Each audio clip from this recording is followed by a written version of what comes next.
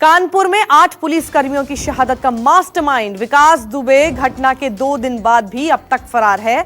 Police ने उसकी तलाश तेज कर दी है। प्रदेश के कई जिलों में लगातार छापेमारी की जा रही है। इस बीच पुलिस ने विकास दुबे पर इनाम की राशि भी बढ़ा दी है। उस पर अब 50,000 से बढ़ाकर 1 लाख का इनाम रखा गया है। इसके अलावा बाकी 18 आरोपियों पर भी 25-25 हजार का इनाम रखा गया है। खबर है कि अब गैंगस्टर विकास दुबे की संपत्ति भी जब्त की जाएगी। साथ ही सरकार उसके बैंक खातों को भी सीज करेगी। कानपुर आईजी जोन मोहित अग्रवाल ने कहा कि विकास दुबे की जो भी संपत्ति है उसे उसने अवैध कमाई और अपराध के जरिए बनाया है, जिसे अब जब्त किया जाएगा। संपत्ति में मकान से लेकर गाड़ियां तक शामिल हैं। इस बीच खबर यह भी है कि विकास दुबे कोर्ट में सरेंडर भी कर सकता है, जिसको लेकर पुलिस महकमा सतर्क है। विकास दुबे के नेपाल भागने की भी आशंका है, जिसे लेकर सीमा पर पुलिस अलर्ट है। खासकर लखीमपुर खीरी से लगी नेपाल सीमा पर भी अलर्ट जारी कर दिया गया है।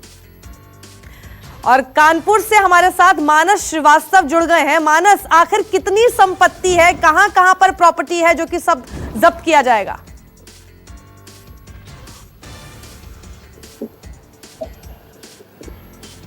देखिए, कानपुर का जो इलाका जहां पर हम खड़े हुए, ये बिकरू गांव, इसके आसपास से लेकर के और कानपुर के शहर तक तमाम संपत्तियां हैं। न केवल विकास दुबे के नाम, इनके परिवार के, इसके परिवार के लोगों के नाम पर भी है। ये जो आप पीछे अब मकान हम आपको दिखाने की कोशिश कर रहे हैं कैमरे के जरिए, ये मकान किले नुमा मकान है। इसकी ही कीमत बहुत ज्यादा, और इस पे जो गाड़ियां खड़ी हुई थी उनकी भी कीमत लाखों रुपए में। तो ये तो एक वानगी भर है। इस तरीके से बहुत अकूत धन संपदा उसने जमा किया है, और अब उन सबकी डिटेल निकाली जा रही है पुलिस की तरफ से। उन सभी खातों को देखा जा रहा है और जो जानकारियां मिल पा रही है, क्योंकि करीब करीब 50 से ज्यादा लोग अभी तक हिरासत में लिए जा चुके हैं और उनसे पूछताछ की गई है। ये सभी वो लोग हैं जो विकास दुबे के बेहद करीबी थे। इसके अलावा जो संपत्तियों की डिटेल भी जमा की जा रही, क्योंकि जो संपत्ति अवैध रूप से कमाई गई है वो उसमें बहुत सारी संपत्तियां ऐसी हैं जो बेनामी हैं, तो उनको भी देखा जा रहा है कि कहाँ कहाँ पर संपत्तियां हैं। तो पुलिस 2-3 मोर्चों पे काम कर रही है। पहला मोर्चा, पहली जो प्रायोरिटी है वो है विकास दुबे की गिरफ्तारी। न केवल कानपुर के 40 थानों की फोर्स, बल्कि एसटीएफ के अलावा 20 टीमें बनाई गई हैं जो अलग अलग जिलों में छापेमारी कर रही। कल से लेके अब तक लगातार छापेमारी जारी है। करीब 100 से ज्यादा ऐसे स्थान है जहां पर दबिश दी गई है।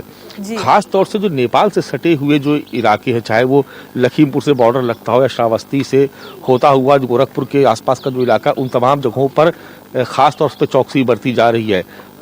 अदालत में सरेंडर ना कर दे, बचने की फिराक में है, उसको लेकर के भी विशेष चौकसी बरती जा रही। तो पुलिस एक साथ कई मोर्चों पे काम कर रही है। बहुत सारे इन्वेस्टिगेशन के पार्ट ऐसे हैं जो मीडिया से नहीं शेयर किए गए, लेकिन इसमें देखा ये जा रहा है कि आखिर कौन लोग ऐसे थे जो उस वक्त यहाँ पर मौजूद थे।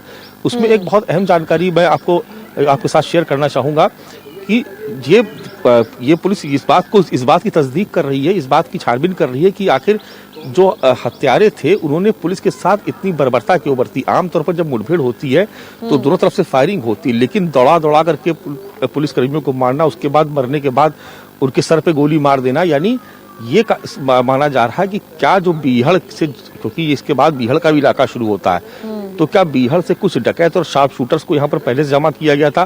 क्या किसी बड़ी वारदात की प्लानिंग चल रही थी जिसकी सूचना पुलिस को मिली और उसको लगा कि उसका एनकाउंटर हो जाएगा, इसलिए उसने इस तरह को इसको पूरी घटना को अंजाम दिया? तो बहुत सारी ऐसी चीजें हैं जो उनके तथ्य नए निकल के सामने आ रहे हैं।